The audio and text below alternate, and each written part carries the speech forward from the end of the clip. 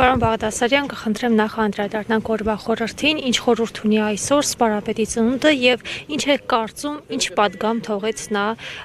ապրողներիս։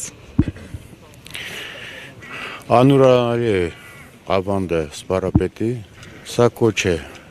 ամբողջ հայ ազգի համար, Վազգեն Սպարապետի յուրաքանչյուր առիթ, դա կլինի ծննդյան օրը, կլինի բանակի ստեղծման օրը, իր մահվան օրը, ինքը օրինակելի եւ ուսուցանելի կերպար է եղել մեր ժողովրդի համար, մեր երիտասարդության համար, եւ մենք պետք է շարժվենք այն գաղափարախոսությամբ, այն գաղափարները, որը ունեցել է Վազգենը։ Վազգենը եւ որպես մարդ, եւ որպես պետականաշինության մասնակից ամենակարևորագույն անձերից մեկը, որպես բանակ ստեղծողի, նա եղել է այն առաջնագծում եւ եղել է մեր անկախության ակունքներում։ Այն հայրենիքը, որ մենք հիմա ունենք, արդյոք Սպարապետի երազած հայրենիքն էր, հիմա տեսակ բսկտված առանց Արցախի, առանց հայկական երկրորդ պետականության, սա Սպարապետի երազած հայրենիքն էր։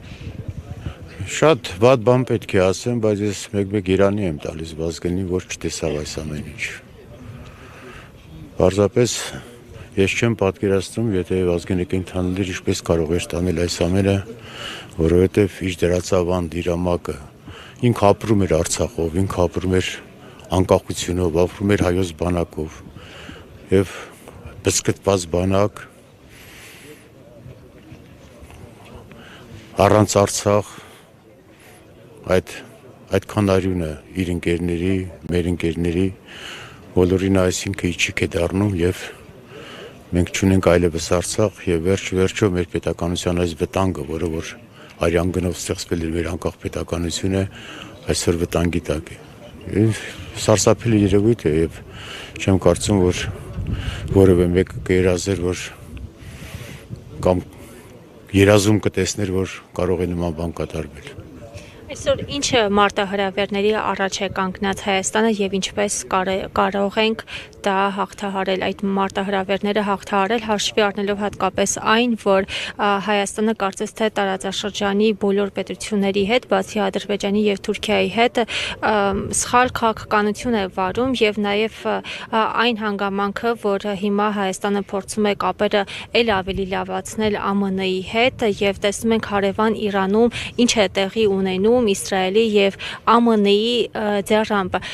սա ինչպես է անդրադառնալու Հայաստանի վրա։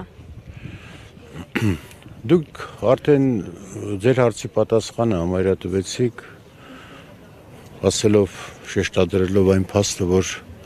սխալ քաղաքականություն է տարվում, բնականաբար սխալ քաղաքականության դեպքում առավել եւս մեծ նման փոքր երկրները, դա շատ վտանգավոր երևույթ է եւ միակ տարբերակը դա միասնականությունն է, միասնական կոշն է, որ օր առաջ մենք պետք է շտկենք այս ամեն ինչը շտկելու համար մի տարբերակ կա, նոր բանակցողներ, նոր ղեկավարություն, նոր իշխանություն, հայրենանվեր, պետականամետ, իր երկիրը սիրող, իր հայրենիքը սիրող ղեկավարություն եւ համախմբված ժողովուրդ։ Այդ պարագայում մենք կարող ենք դիմակայել։ Եվ 2026 թվականի ամռանը մենք սպասենք նոր իշխանության։ Իշխանափոխություն կլինի, թե հույսը վերջինն է կորում, մենք այլ տարբերակ չունենք։ Պարզապես չունենք այլ տարբերակ, ամեն մի օրը վտանգավոր է։ Ամեն մի օրը վտանգավոր է եւ նորից գալիս ենք այն բանին, որ պետք է լինի թե քաղաքական դաշտի, թե ընդհանրապես ժողովրդի համախմբում